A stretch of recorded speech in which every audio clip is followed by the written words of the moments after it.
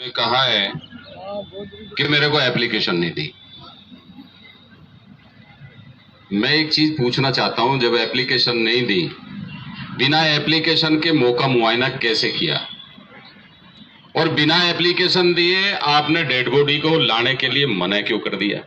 क्योंकि गलत बात है, सही है? सही है। और आपने ये सारे काम पब्लिक इकट्ठी नहीं हो रहे, पब्लिक को आप रोक सकते हो क्या? पब्लिक तो आएगी। दर्द है हमारे, पीड़ा है इस जनता को, पब्लिक आएगी। और अगर आप काम नहीं करोगे, आप इतना डेड बॉडी को रोकने का काम कर रहे हो या आप मौका मुआयना कर रहे हो, 24 घंटे में पुलिस चाहे तो अगर कोई तीसरे स्टेट का भी कोई मर्डर करके जाता है ना, उसको भी पकड़ के ला सकती है। मैं इस मीडिया के माध्यम से प्रशासन को यह कहना चाहता हूं कि आपके इस राज में, आपके समय यहां के विधायक के राज में जो तानाशाही, जो गुंडागर्दी आपने तबाही मचाई है, उसको अब बंद कर दो।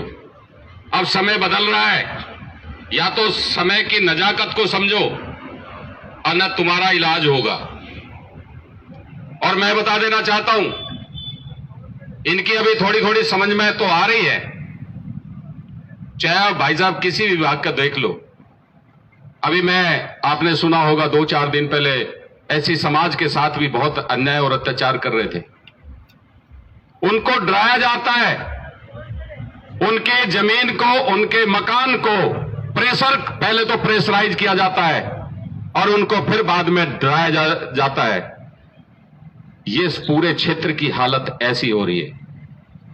मैं कहना चाहता हूं, अभी हमारे सरपंच साहब राज की बात कर रहे थे,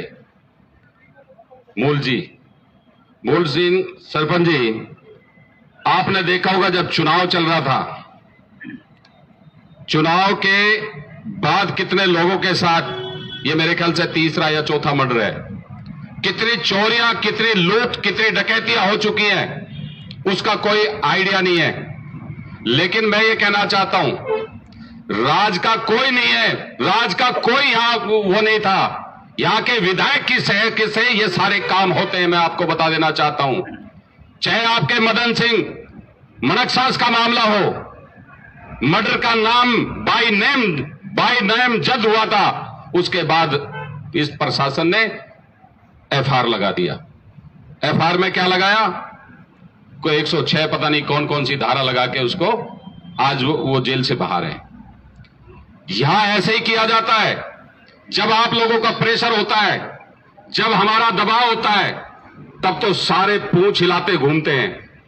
और जब 2 महीने 3 महीने, ये अजय भाई ने सही कहा है, हमें आज एक दिन पैरवी नहीं करनी है। आप लोग सोच जाओ आज ही आपकी प्रशासन बात मान लेगा, या आपको 3 महीने, जब तक आपकी फाइनल रिपोर्ट नहीं होती है, आपके यहां से फाइनल रिपोर्ट के कोर्ट में नहीं जाएगी, तब तक आपको जागृत रहना पड़ेगा।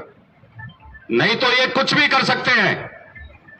इसलिए मैं कहना चाहता हूं, राज तो सरपंच साहब आपके टाइम भी था, जब चुनाव चल रहा था, आपका ही प्रशासन था, आपका ही सब कुछ था, आपके साथ ही हादसा किया। मुझे भी इस बात का दर्द था और हम खड़े हो गए थे पॉक के अंदर जिस टाइम सरपंच साहब के साथ अन्याय और अत्याचार किया था। इस पब्लिक को तभी समझ जाना चाहिए था। मैं आज इसके माध्यम से कह देना चाहता हूं, लेकिन पब्लिक ने फिर भी निर्णय गलत लिया। सरपंच साहब के इतना भयंकर हादसा करने के बावजूद भी आपको निर्णय करने का फर्ज बनता था। आप चाहे किसी का भी निर्णय बने, आपको निर्णय लेना चाहिए था। मैं इसके माध्यम से, निर्णय जनता ने क्या लिया? ऐसा ले लिया जो 5 साल हमें आज निकालने में मुसीबत बरतनी पड़ रही है। समझो इस बात को, एक दिन का दिन 5 साल तबाह करता है। 5 साल लोगों की तबाही लाता है।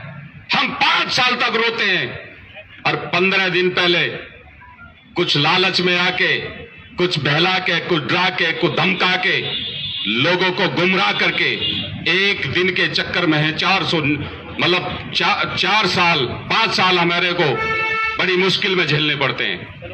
इसलिए मैं कहना चाहता हूं आज इसके माध्यम से, अगर आपको अपना एसपी और कलेक्टर अपनी सुनवाई करने वाला चाहिए, अपना प्रतिनिधित्व चुनो और अपने लोगों को चुनो। मैं ये नहीं कहता रविंदर भडाना को चुनो, मैं ये कहता हूं उसको चुनो जो आपके लिए मर सके, आपके लिए जी सके और आपकी मदद कर सके, उस आदमी को चुनो। मैं ये कहना चाहता हूं प्रशासन तो घुटनों के बल आ जाएगा, लेकिन थोड़ी सी दमदारी आप लोगों को दिखा देना। 3 महीने है, 3 महीने में आप लोग निर्णय सही ले लेना, इनका प्रशासन का इलाज हो जाएगा।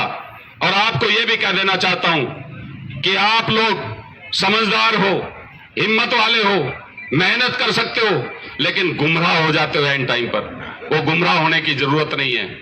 वन वे होके काम करो।